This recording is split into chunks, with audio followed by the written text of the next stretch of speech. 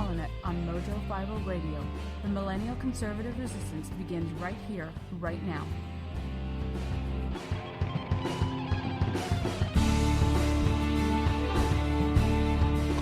Oh, yes, indeed, ladies and gentlemen, boys, girls, children of all ages, the new millennial conservative resistance does indeed begin right here, right now, with you! You are listening to, and damn, I hope you're watching the HoloNet on the mighty, the powerful Mojo 50 Radio. Sorry about the pitch on that, with you. I think I'm getting a little, I don't know, a little blocked up or something.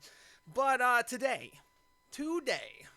not yesterday, but today, it is Saturday. It is the 18th of September in the year of our Lord 2021, and there is something going on today, and something going on out here. What it is ain't exactly clear, but I tell you, stop children, what's that sound? Everybody look, what's not really going down? Because it's not.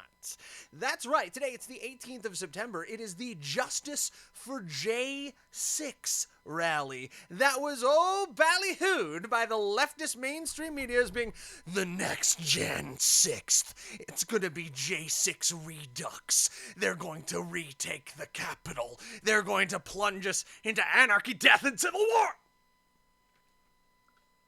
But did they really? Did they really do that? Nope. Not so much. No, not at all. Not even a little bit. Not even a little. Can I tell you, massive overreaction? Like, massive overreaction to a non-event. Okay, story's going to drop. It's not out yet as of time of this airing, but it will be dropping on DSRH. That is the Deep State Rabbit Hole. Debunking the January 6th narrative through the Justice for J6 rally, right? Evidence that the Justice for J6 rally, which has the leftists all in a tizzy, is being staged as a trap of sorts seems to be mounting. A majority of America First Republicans and right-leaning groups are not only refusing to participate, but are calling on their followers to steer well clear as well. While this was organized by former Trump campaign director of technology Matt Braynard, who has vocally pushed back on reports that the planned rally is illegitimate, a lack of other prominent conservative figures and highly vocal preemptive denials from groups like the Proud Boys are undermining him. Even better, the entire exercise is completely destroying the Democrats' January 6th narrative. How? We're going to show you. Okay, so a couple of things real quick. First and foremost, before we get into this shenanigans-laden fest of a HoloNet this week, I do want to ask you to please go check out preparewithmojo50.com, preparewithmojo50.com. That's our friends over at My Patriot Supply. They're trusted for self-reliance.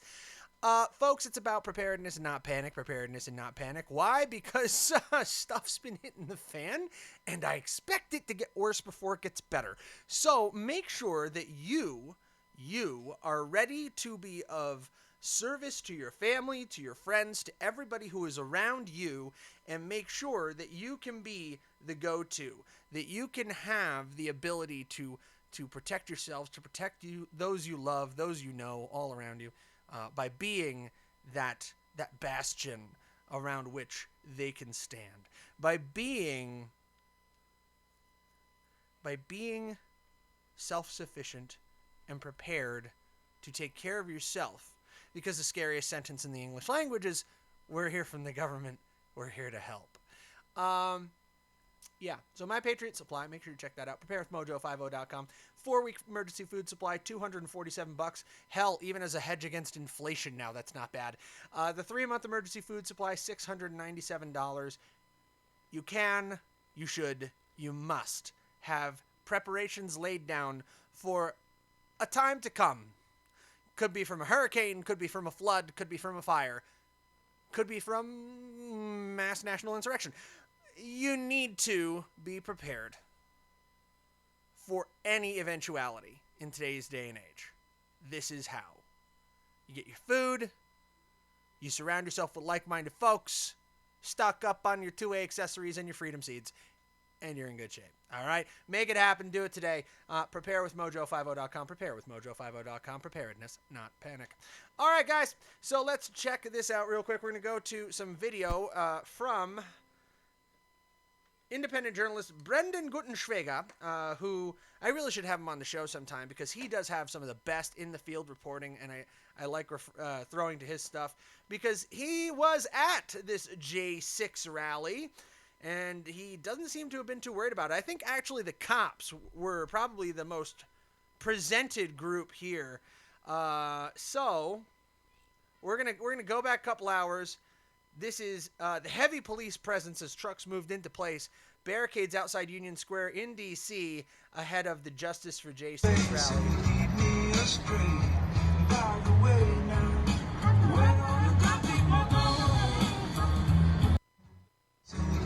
Hey, thanks, Brendan. Now I'm going to get copyright slammed for whatever you happen to be playing in your car at the time. Yeah, so here's the scene at the J6 rally right there. Not too much on the audio there. Oh, man. Copyright laws exist, people.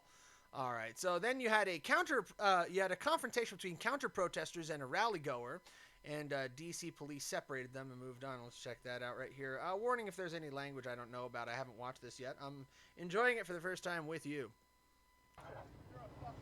There's an F word already, so I'm already gonna have to get that out of here. So, oh man, come on, guys.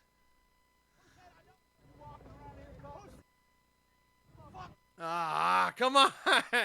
All right, so it's all F-bombs and all GDs. But if you're watching on the video, you got a portly-looking gentleman, has a shirt on that says activism, racism, and he's got a veteran's cap on and a bullhorn. Big old boy, too. Got like two-tone beard happening here, red and white. So I don't know, but it looks like police are taking him away now.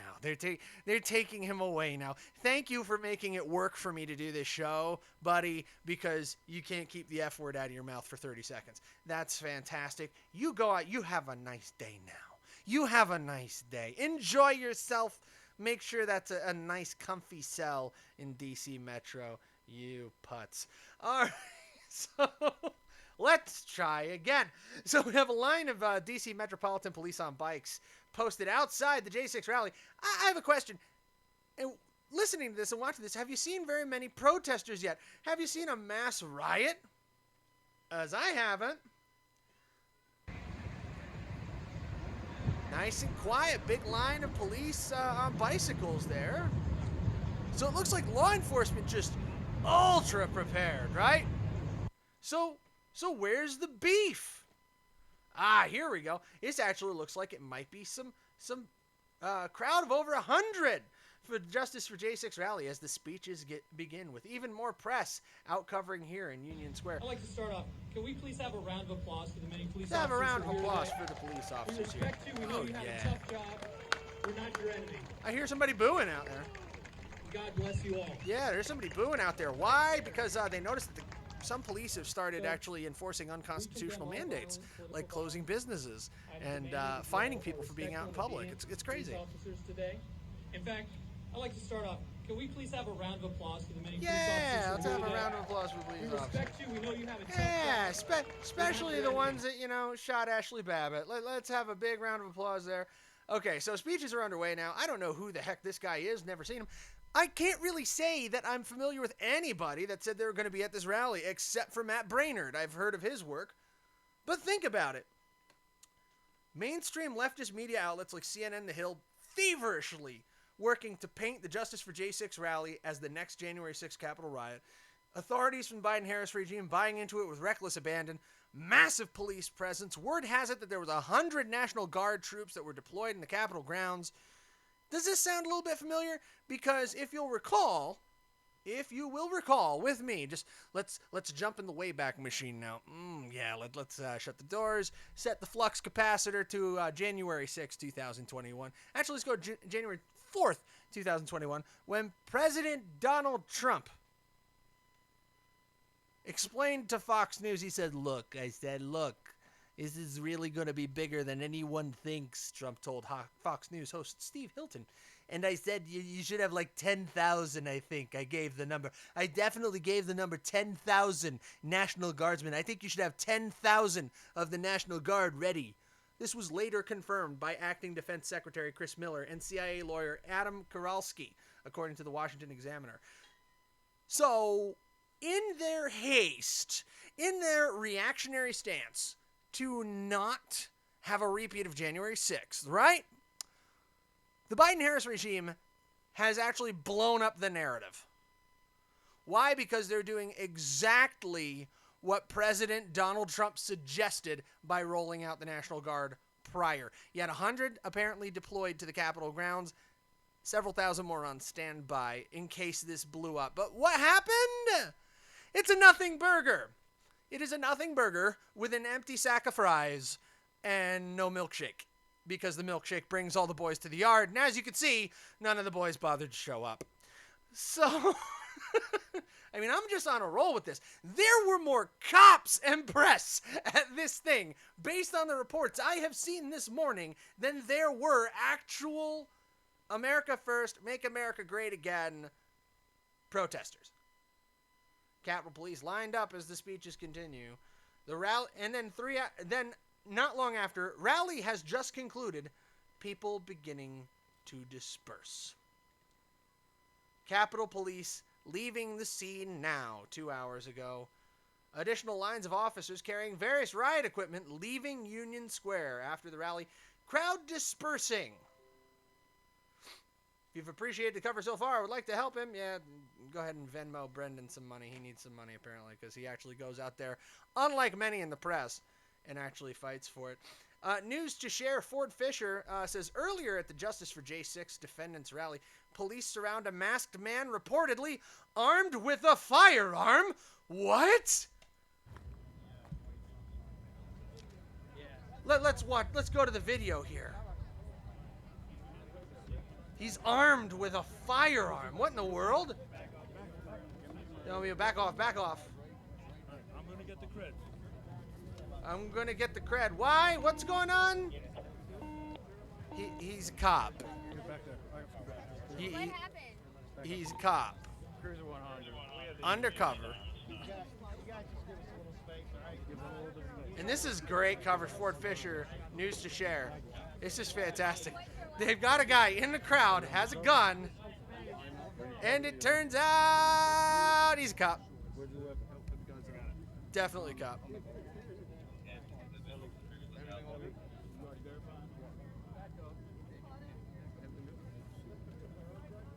What's your name? No.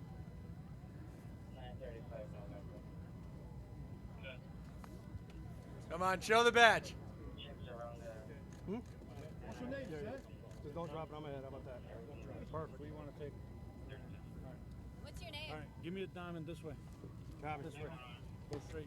Copy. Out of my way, people. Move back. Move back. Move back. Move back. And they extract him. What's your name? Ford Fisher reports police surrounded a masked man reportedly armed with a firearm. He tells them where the gun is, and they pull out his badge. He's undercover law enforcement. Without disarming or handcuffing him, police extract him from the event. Nice, guys! The one guy with a gun they found at the J6 event, undercover cop. All right. Yes, this was totally worth a full court press media blitz on Friday, wasn't it? Wasn't it? And yes, I am going to spend a quarter to or a half of a damn show telling you all about a non-news event. Why? Because it's my show and I get to do that. And, I need to prove a f***ing point here. The fact of the matter is, this was blown up. This was created whole cloth from fiction by the mainstream media and by the Biden-Harris regime in order to flex a little. Just get the muscles going, just stretch out a little bit, get them shoulders engaged, make sure your core muscles are all prepped. Why? Practice. Or maybe it's to send us a message. Don't bother coming out. This is what we're going to do to you. Equal measure, cops, press, and 100 people? Drew Holden tweets, I hope the dozens of attendees from today's Justice for J6 rally make it safely back to their desks at the FBI. Oh, God. Jorge Ventura Media says American citizens are brothers and sisters that have been denied their constitutional rights. Says Joe Kent, 16 Jan 1904, speaking at the Justice for J6 rally. Okay, we found out who the speaker was. Apparently, Joe Kent, Trump-endorsed America First congressional candidate for Washington's 3rd District. All right, man. Good for you. I think you're the only actual member of the GOP that turned up. And the tweets really say it for themselves. You have the famous John Travolta looking around meme at the empty mother field that was supposed to be absolutely full. Washington Post says Justice for J6 rally starts and ends with small crowds and tight security. A small band of protesters decrying the treatment of the mob that overran the U.S. Capitol was dwarfed by the hundreds of police officers and news reporters Saturday. Police said they made 2 arrests, both for weapons violations. Sure. Right. And the only one we got on camera was you rounding up an undercover cop. Sure. Here we go. Here's the twist. Trump's waning influence shown in the very small crowd size. How the hell? How in the meandering is it Trump's waning influence when Trump said he wasn't gonna go? Hang on, check this out. Check this out, okay? Let's see what the heavy hitters were saying about this, okay? Actually, President Trump has been completely mum on the topic. Not telling anybody that he's going. He actually had plans to be up at his club in New Jersey, putting the back 9 instead of this bunch of trouble right here. I don't get how anybody in the mainstream media is getting paid for journalism these days. It's all activism now. It is 100% activist, former journalism. Because this doesn't have anything to do with President Trump. He wasn't an organizer. He wasn't slated to speak. He didn't offer any encouragement for people to go. I get President Trump's statements directly to 3 of my email boxes, just in case one of them goes down. Okay? The last several Save America PAC emails from the desk of President Donald J. Trump. The last one was yesterday. How disgraceful that so many people have been killed because of our incompetent generals. The Biden administration wanted to show that they were tough guys after they surrendered to the Taliban, which left many soldiers injured or dead, left Americans and the best military equipment in the world behind. Our country has never been so embarrassed or humiliated. He wasn't talking about this event. Not at all. He penned a letter to the Georgia Secretary of State, Brad Raffensperger.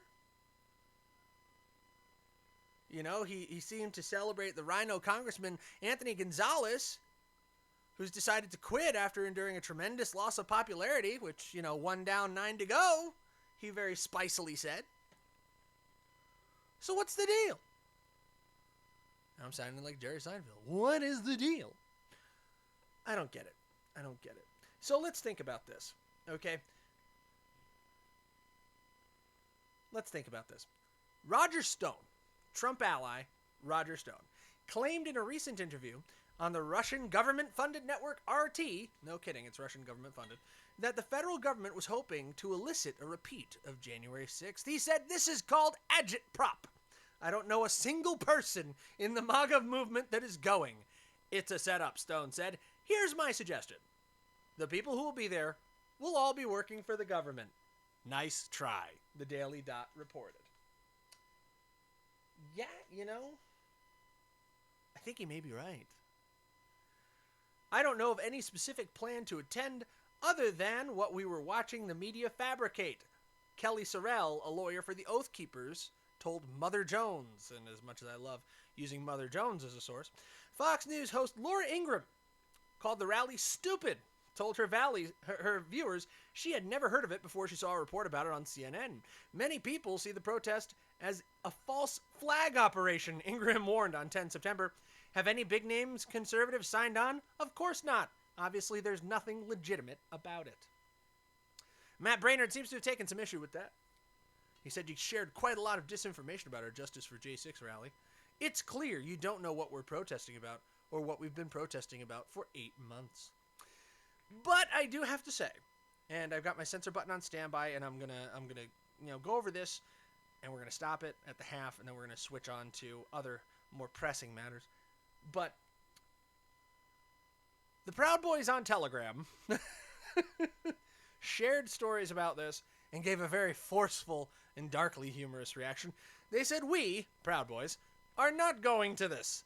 It is a glow fest for try-hard clout that have erectile dysfunction and others that are completely repulsive to the opposite sex. Nice. Not only will we not be attending this glowing clout trap for the mentally disabled, if any PBs do attend, they will be violently, but also sensually, but on a live stream and then banished from the fraternity. Good God, man. I love the violently, but sensually, but yeah, suffice to say, the Proud Boys were not interested in turning up on this one, even though they've been making some headlines, especially in the Pacific Northwest, where they've been holding parades and stuff. Unbelievably, for a group that's supposedly the American version of Al-Qaeda. They like calling them Y'all-Qaeda. They also call them the American Taliban. Fun stuff, except they don't seem to be getting arrested or doing anything illegal. Very much unlike Antifa or BLM or anybody else, for that matter, on the left who's been out and about protesting, quote-unquote, mostly peaceful protesting, burning down stuff. They wanted so bad for this to go sideways today. I thank the great good Lord above that nothing did, because they just had a throbbing, raging, I'm just going to say it, erection for this event. They wanted it so bad they could taste it, because they want the final, firm, devastating delegitimization of everything that the America First movement stands for. Everything that America First and MAGA Republicans stand for. And January 6th didn't work. It did not provide them that moral victory. Because this is fourth and fifth generation warfare now. This is, hate to go all Alex Jones on you, but this is the info war. This is the information warfare. This is about propaganda. This is about hearts and minds.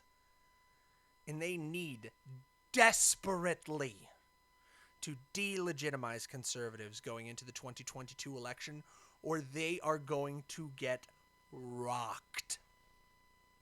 Based, if nothing else, based on the fact that redistricting is coming.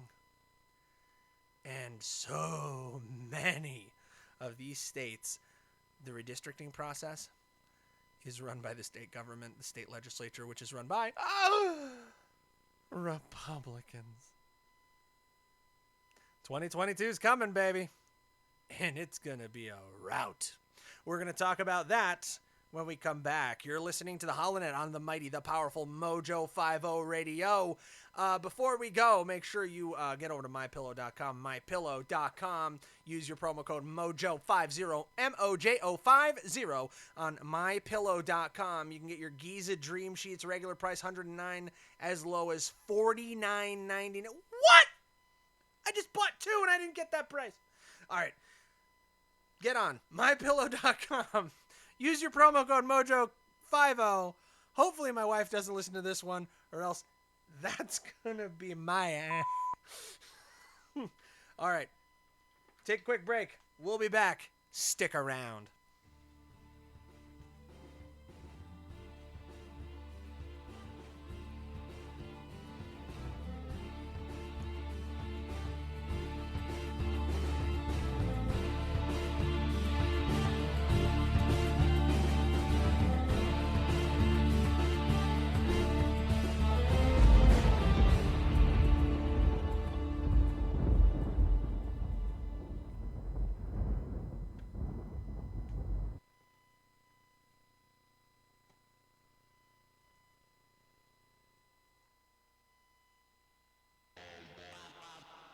I love the earth, but I don't really want to save it. Everything is sexist, homophobic, or it's racist. When life gives us lemons, we're supposed to want to change it. But my generation rather take some pills than escape it. Say that I'm transphobic if you wanna, but one day I'll be a father. And I really hope my son don't grow up to be my daughter. I ain't trying to hurt your feelings, skin should be a little thicker. That's the problem, being honest got them triggered. The kids are getting weaker cause they're sheltered by society. Pumpkin spice Ativan for seasonal anxiety. Wokeness has become a way to bully non-violently and cancel everyone without improving on the life we lead. Without the white, there's no black. Without the straight, there's no gay. Without the men, there's no women. Without the night, there's no day. Without the idiots, we couldn't laugh at them when they fall.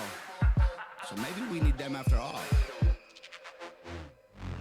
Ain't nobody dumber than y'all. Ain't nobody dumber than y'all. I guess you love to be wrong. You don't have the guts of the ball. Dum dum dum dum dum dum dum dum dum diddy dum dum dum dum dum dum dum dum dum dum dum diddy dum. I love the earth, but I don't really want to save it.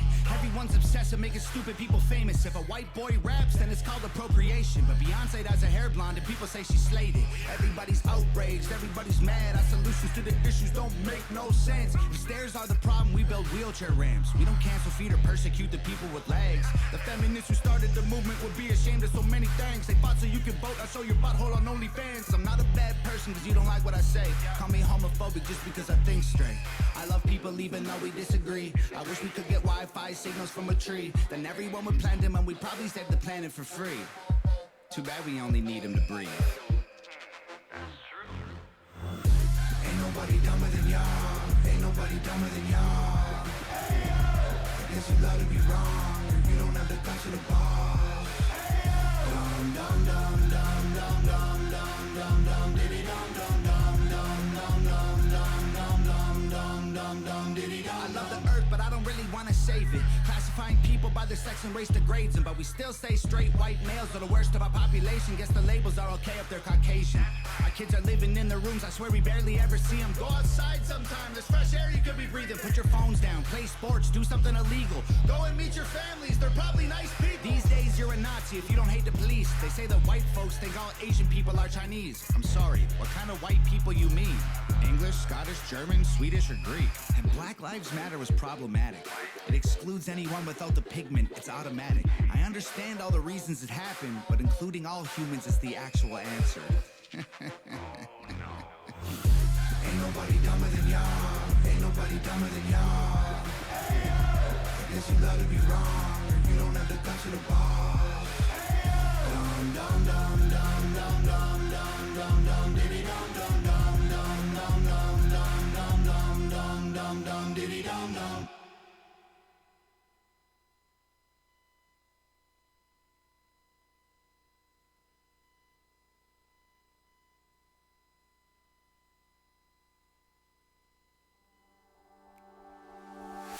With Squarespace, editing and adding pieces on my e-commerce site is quick and easy,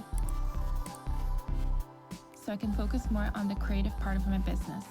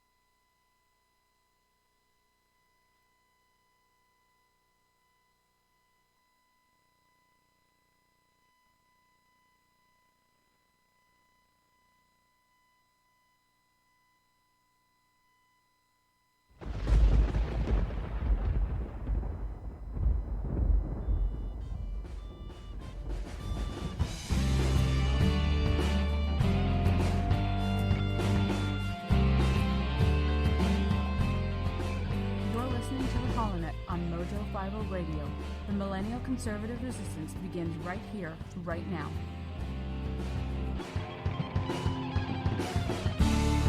Oh, yes indeed, ladies and gentlemen, boys and girls, you are listening to...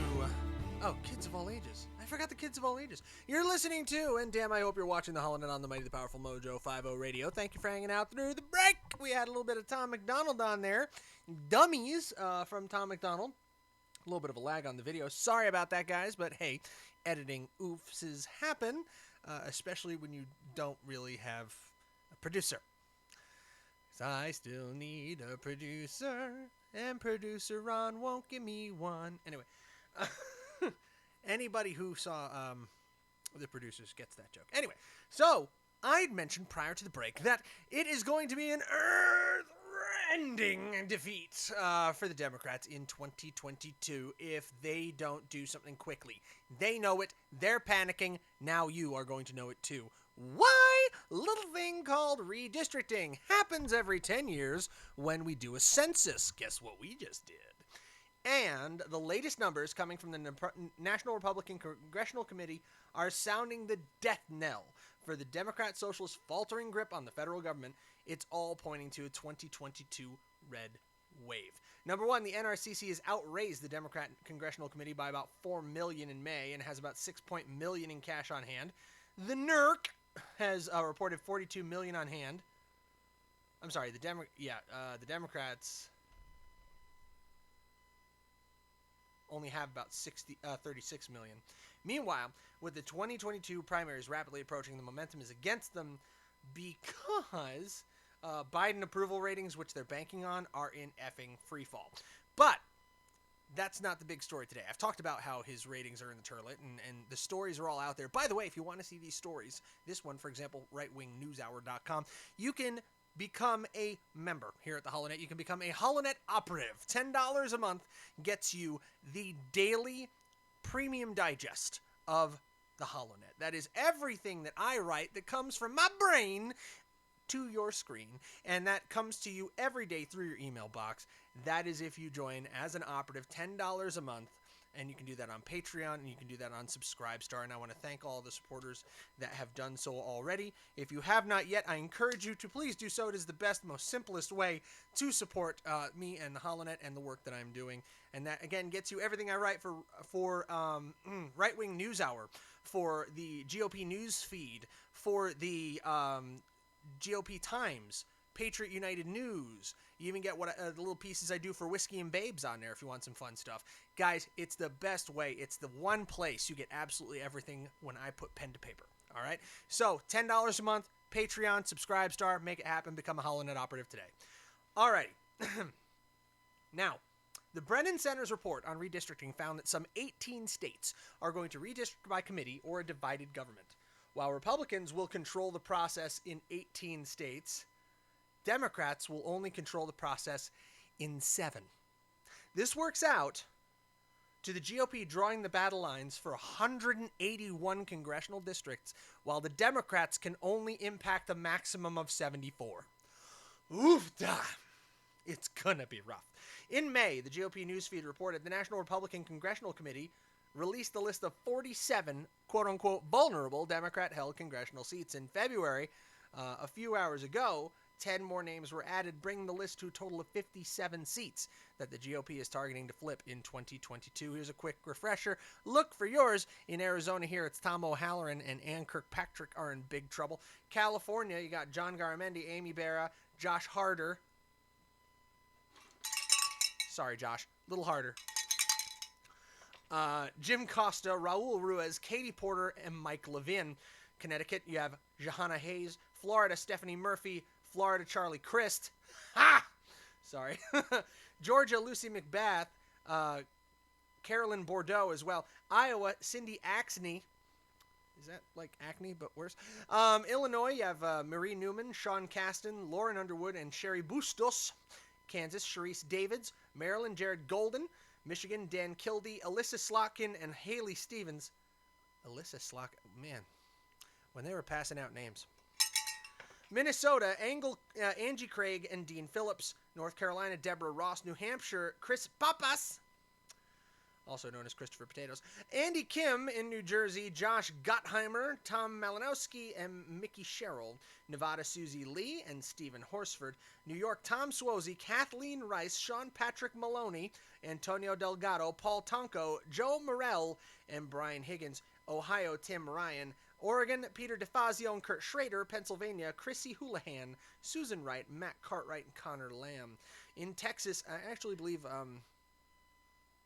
8th District, Matt Cartwright, that's who Teddy Daniels is running against. Texas, Lizzie Fletcher, Vicente Gonzalez, Henry Queller, Colin Allred, and Philemon Vela. Virginia, Elaine Luria and Abigail Spanberger. Washington, Kim Schreier. Wisconsin, Ron Kind. The current divide of the House of Representatives is an incredibly thin Democratic majority of just 8 seats. It's 219 to 211. When the Senate is evenly split, depending on, Kamala Harris's tiebreaker vote, every sign is pointing right now to an electoral mother-f***ing bloodbath in 2022. That is why, as mentioned earlier in the show, the Democrats, the Biden-Harris regime, desperately need a black swan event to stop the bleeding of Joe Biden's approval rating and focus the public's ire on the conservatives, on the GOP. This is why you are going to continue to hear how red states are killing America because they're soaking up all the hydroxychloroquine, ivermectin, the other things I'm not allowed to talk about on YouTube. The latest piece, which, again, a story that is going to break. If you want it when it comes out, make sure you join as a HollandNet operative. But it's going to break. I wrote it not 20 minutes ago. The next step is now monoclonal antibodies are going to be throttled back. Because apparently 70% of all the monoclonal antibodies, also known as Regeneron, which President Trump took when he was sick with the Rona, apparently 70% of those have been going to red states. Why? Because those are the states that are typically in the South that have been having more of a problem. They've been having an outbreak due to the Delta, Gamma, Mu, Epsilon, Iota, Pavona, little old lady of Pasadena, whatever version of the Rona they're on to now. Those are states that have been getting hit hard. So they've been getting about 70% of the monoclonal antibodies. So now federal health care experts are saying, experts in quotes, number one, they're moving from 100,000 doses a week that they're going to make available to 150,000. And number two, now they are going to start throttling it out, trying to even out the distribution because these red states are taking too much. Now, you can view that as one of two things. You can view that as the government managing supply versus demand because they have a limited supply. Okay, I can kind of wrap my head around that a little bit. But when you take it in combination, and this is important, when you take it in combination with Joe Biden getting up in front of the American people earlier this month and saying he would get the Republican governors out of the way who are causing him problems. If you're getting in his way, we'll get him out of the way. Or letting us know that my patience is worn thin. Our patience is worn thin. Why does he sound like a half Emperor Palpatine when he says that? But letting us know that their patience with us is wearing thin. And that if any governors are getting in the way, then we're going to get them out of the way. And then putting out an announcement that you're going to be reducing the amount of monoclonal antibodies that are allocated to these states. Do they not realize the message that sends? That this is not administrative, that this is not a matter of logistical challenges, that this is punitive. That they're going to let Americans die because they don't get their monoclonal antibodies in the states where they're needed, because they're holding aside a certain supply for the states that don't need it right now, just in case they do. Just in case they do. Because what if 70% gets divvied out to the states of, Florida, Alabama, Georgia, North Carolina? I don't have the listing right in front of me because, like I said, I don't have it up on my screen. I wrote it about 20 minutes ago and I'm going straight off memory. Those 7 states down in the South took 70% of it, and there's suddenly a big outbreak in Illinois. Or there's suddenly a big outbreak in New York. But what if there isn't? And what if you're holding back that supply and somebody dies in Louisiana because you held back the supply for nobody? You held back a supply of 20,000 doses for the state of New York. They only needed 3,000.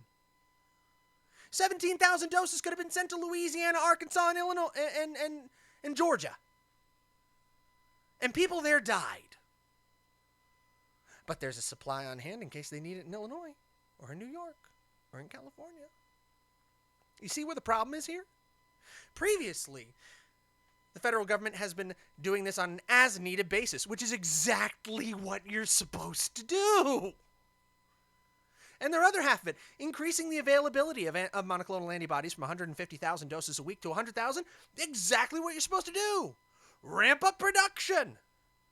Hell, use the National Defense Act, which President Trump was talking about using. The defense, I believe it's the National Defense Production Act, if I'm not mistaken. Double check my homework on that. Let's see, Defense Production Act. Google's a wonderful thing. Yeah, the DPA. Use the Defense Production Act. Ramp that up. Let's go. If we're using more Regeneron, more monoclonal antibodies, pump up the volume, kids. Pump up the volume and dance. But if you're going to hold back doses from states where they need it, just in case they need it in states that they presently don't, you're literally killing people. You're assigning people to die. That is on the assumption that this really is as deadly as they say it is. And don't get me wrong, for elderly people, for people with a compromised immune system, for people who are morbidly obese, have comorbidities, I'm absolutely convinced COVID, deadly as hell. People in my age group generally, knock wood. People in my age group generally who are healthy, who are fit, who are not me, in other words, typically are going to do better. Typically are going to do better. And that's enough probably to get me thrown off Facebook right now. But you have places where you have a higher population of senior citizens. Florida. Hello! Florida is where New York, New Jersey, Philadelphia, Pennsylvania, Virginia, the entire Northeast basically goes to die. Florida is God's waiting room. You know what I mean? I live in Arizona, which is California's version of God's waiting room. It's a thing. Older people go where the sun is. Why? Because winter sucks when you have arthritis. That's what you do. You move down south where it's warm and where the weather is somewhat predictable. I guess Florida doesn't really fit that part of the bill. But I digress. This is where older folks congregate. So you have a disease that impacts older people disproportionately. So are you going to have a disproportionate level of infectivity and fatality in those states? Duh! That was a little bit loud. I'm kind of fired up today. I've had like 7 cups of coffee. Speaking of coffee, by the way, AmericanPrideRoasters.com, AmericanPrideRoasters.com, the official coffee of Mojo 50 Radio. Make sure you get it into ya. Ask them. Get on the horn with DM at the M. Come on, DM. No HoloNet fuel? 3 years, dude. 3. Not 1, not 2, but 3. 3 years. No HoloNet fuel. Actually, I think we're coming up on 3. Not quite at 3 yet. 2 and change. When was the first HoloNet on Mojo? March 2007. March 2018. March 2018. No, May 2018. Yeah, May 2018. Not quite 3 years yet. 2 years. 2 years. No HoloNet fuel? Come on, dude. I run on coffee. My blood type is coffee. Obvious. Okay, I don't have the listenership as so many other people do. But my audience is loyal. And they buy coffee. Hit them up, DM at DM. Tell them you want HoloNet fuel. Meanwhile, go to AmericanPrideRoasters.com. AmericanPrideRoasters.com. Silent Cal's 3-pound box is the HoloNet's preferred coffee right now because Silent Cal is the shiz.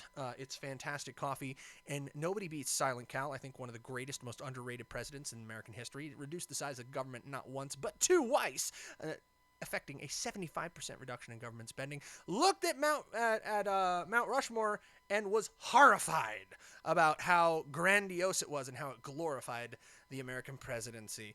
This guy is the sort of man we need now. But hey, you know, At least President Trump was helping. He's not Calvin Coolidge. Well, at least he was helping. I digress real quick. So, let's get back to it. Let's get back to redistricting. So, in the redistricting news, because I'm bouncing back and forth here, wired for speed today. All right, here we go. Congresswoman Lauren Boebert of Colorado. This is coming to us from Right Wing News Hour as well. Yep, Right Wing News Hour. America First rep scores blue area. Seriously? A new proposal for Colorado's upcoming redistricting would present a little bit of a challenge for popular America First Republican Congresswoman Lauren Boebert. The revision of the congressional districts would place the first-term representative, who has been a thorn in the side of Speaker Nancy Pelosi since day one of her tenure, in a re-election campaign in a heavily Democrat-leaning district against current Congressman Joe Neguse.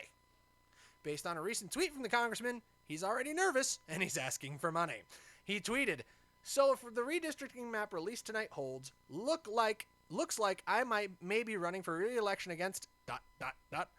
Lauren Boebert. Join our team today." And it's a donate link. The new map has redrawn the battle lines for the Centennial State, according to the Colorado Public Radio. Republican Frank McNulty, former State House Speaker and registered agent of the Colorado Neighborhood Coalition, which has been advocating for congressional maps from a conservative perspective, said, "It looked like the new congressional map would create 3 safe Republican seats, 3 safe Democrat ones, and 2 competitive districts." While he's relatively pleased overall, McNulty said he considers some of the staff's choices illogical, such as grouping Boulder, liberal Boulder, with the northwest corner of the state. He said, "The staff did the best they could with the recommendation. They had to create a southern district," McNulty said. He did question some choices, though. The idea of putting northwest Colorado's cattle ranchers with vegans in Boulder doesn't make sense. Josh Penry said rural Colorado is a huge loser. A Republican campaign operative who worked to pass the amendments that set up the new redistricting process said, rural Colorado got sliced and diced. And you got the map there up on the screen. Boebert doesn't seem very worried. She tweeted out, "Redistricting update. First it was adding part of Boulder. Now it's all of Boulder. The Dems are so worried about me. I suspect the next redistricting map will include Berkeley, California, too. Don't worry, rural Colorado. I got your back." Yeah. Interesting. So, could conceivably lose Lauren Boebert from the Congress. I really hope we don't. She's been a fantastic congresswoman so far. I have not seen anybody piss off Nancy Pelosi that bad since Trump won. So I really do hope she can pull this one out. See how good her game is. But on the whole, that whole, things look good. Things look good for 2022. And that is why the Democrats are so terrified. This is why you're seeing such a headlong rush to ram jam, thank you ma'am, through everything that they want in this budget reconciliation process, because they know they are running out of time. They are running out of time. And if the Republicans can just run down the clock and stop them and jam them up from getting anything they want done, if they can just continue to keep a lid on things and keep things cool, if we can prevent a black swan event from happening that will seriously drive public opinion into the waiting, sniffing arms of Joe Biden, then we might just make it out of this one, kids. It might actually work out. I'm not saying it's gonna, but I've got hope. Just because you elect Republicans doesn't mean things are going to get better. Sometimes it means things will get worse, but just slower, But you go from 0 chance to a chance, and that's worth looking at. It really is. I'm not saying you're going to see an impeachment of Biden and Harris. I'm not saying you're going to see, a massive reshuffle. It may be all the way to 2024 before we can start righting the ship, and I don't know if it's going to be the Republican Party that's going to do it. At least not the Republican Party that we recognize today. It may be a more libertarian solution. Because whenever we run into a problem like this, it's time to start opening our eyes again and try to break out of the dialectic. The moment you need to start trying to break out of the dialectic is the day after an election. Unfortunately, that didn't really happen this time because we were so caught up in the Stop the Steal movement, realizing that something was terribly, terribly wrong with this election. That so many things went badly, that so many things are unaccounted for and can't be figured, that we didn't really catch the restart button like we normally do. Where we want to get more voices into American politics, not less. We want to create more seats at the table, not less. Where we want to try to break up the dialectic two-party system. I would love to see corresponding smaller parties on either side's forcing coalition politics to take place. Because in coalition politics, when you have multiple smaller parties, multiple minor parties that have to get together in order to form a coherent coalition and base, you see compromise. You see people reaching across the aisle on the smaller issues that then get represented where they wouldn't ordinarily. That's where I think we have a chance at really restoring constitutional freedoms. Not just by hitching our wagon to the strongest horse there is. But that's just me. I digress. Been saying that a lot today. Coming up, reports are streaming in that we are expecting a hearing here in the state of Arizona on the audit on the 24th of September. So make sure you keep your ears open to that. We are going to be monitoring it as well. It is now the 18th, so that puts us 6 days out from what could be a somewhat earth-shattering event. So, I will give you a little bit of information on that right now. Yeah, here we go. I had to take a quick pause here. Karen Fan, Senate President of the Arizona Legislature, tweeted out about 19 hours ago, "Huge win for the AZ Senate today. The Maricopa settlement gives us all the data needed to complete the review of the routers and Splunk log to the most comprehensive election audit in history. We got everything we need and more. Maricopa County goes home with its tail between its legs." Yikes. Nice one, Karen. What was the settlement part then?